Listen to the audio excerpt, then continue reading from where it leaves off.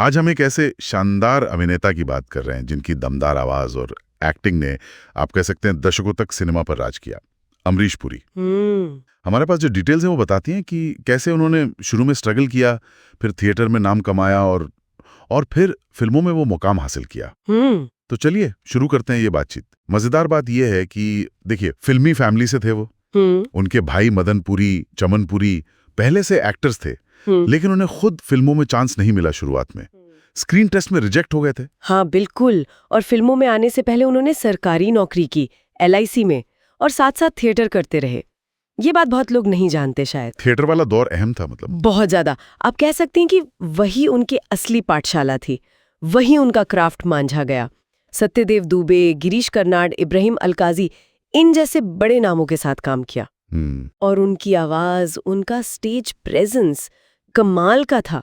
इसीलिए तो उन्हें 1979 में संगीत नाटक अकेडमी अवार्ड भी मिला थिएटर के लिए। और फिर आया फिल्मों का दौर, 70 का दशक। हाँ, और यहाँ से एक बिल्कुल अलग पहचान बनी। एक ऐसे विलेन की जिसकी सिर्फ आवाज या आंखों का इशारा ही काफी होता था डर पैदा करने के लिए। बिल्कुल। मिस्टर इंडिया का मोगेम्बो कौन भूल सकता है। वही तो, मोगेम्बो खुश हुआ, ये डायलॉग तो अमर हो गया है। हाँ, लेकिन सिर्फ डायलॉग नहीं था, वो अमरीश पुरी का अंदाज था, वो ठहराव, वो आंखों की खामोशी, वो ज्यादा डराती थी। सही कहा। और सिर्फ बॉलीवुड नहीं, हॉलीवुड तक गए वो तो। हाँ, स्टीवन स्पीलबर्ग की film Indiana Jones and the Temple of Doom, Mola Ram का किरदार। स्पीलबर्ग ने उन्हें अपना फेवरेट विलन कहा था, है ना? जी हाँ, ये उनके टैलेंट का इंटरनेशनल रिकग्निशन था, सोचिए। और फिर करण अर्जुन, त्रिदेव, दामिनी, कोयला, लाइन लगी हुई है यादगार विलन रोल्स की। बिल्कुल, लेकिन सिर्फ विलन नहीं, ये जरूर कहना पड़ेगा। हाँ, यही तो मैं भी कहने वाला था। दिलवाले दुल्हनिया ले जाएंगे, चौधरी बलदेव सिंह।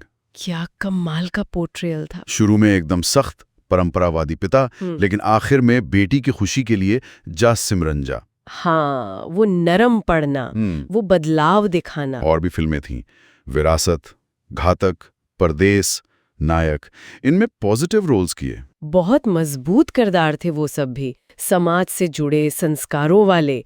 उन्होंने दिखाया कि वो हर तरह के रोल में फिट हो सकते हैं। लगभग 450 से ज्यादा फिल्में की उन्होंने। कमाल की रेंज थी, और इसी वजह से 3 बार फिल्म फेयर अवार्ड मिला बेस्ट सपोर्टिंग एक्टर का।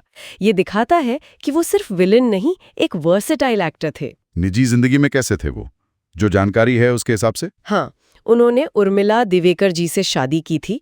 उनके बेटे हैं राजीव पुरी, जो फिल्म प्रोड्यूसर हैं, और एक बेटी भी है, नम्रता। सुना है काफी डिसिप्लिन थे और धार्मिक भी, शिव भक्त थे। हाँ, ये बातें सामने आती हैं। और एक दिलचस्प बात और, क्या उन्हें हैट्स कलेक्ट करने का शौक था। दुनिया भर से टोपियां इकट्ठी करते थे। कहते हैं करीब 200 से ज्यादा हैट्स का कलेक्शन था उनके पास। अरे वाह, ये तो मजेदार फैक्ट है। लेकिन अफसोस, 2004 में उन्हें एक सीरियस बीमारी का पता चला, माइलोडिस्प्लास्टिक सिंड्रोम। ये एक तरह का ब्लड डिसऑर्डर है। और फिर जनवरी 2005 में 72 साल की उम्र में उनका निधन हो गया। उनकी autobiography the act of life उनके बेटे ने बाद में पब्लिश की। लेकिन उनकी विरासत, मोगेम्बो, भैरव सिंह, बलदेव चौधरी, ये किरदार तो हमेशा जिंदा रहेंगे। बिल्कुल। उन्होंने ये साबित कर दिया कि एक खलनायक भी दर्शकों का उतना ही प्यार और सम्मान पा सकता है जितना एक हीरो। तो ये थी अमरीश पुरी की कहानी, LIC की नौकरी से थिएटर के मंच तक, और फिर हिंदी सिनेमा के सबसे यादगार चेहरों में से एक बनने तक का पूरा सफर। एक ऐसा कलाकार जिसने विलन के रोल को भी इज्जत दिलाई। बिल्कुल। पर यहाँ एक सवाल मेरे मन में आता है। अमरीश पुरी ने विलन के किरदारों को जो एक गहराई दी, एक वजन दिया, क्या आज के सिनेमा में वैसे दमदार, वैसे यादगार विलन्स के लिए उतनी जगह बची है? ये सोचने वाली बात।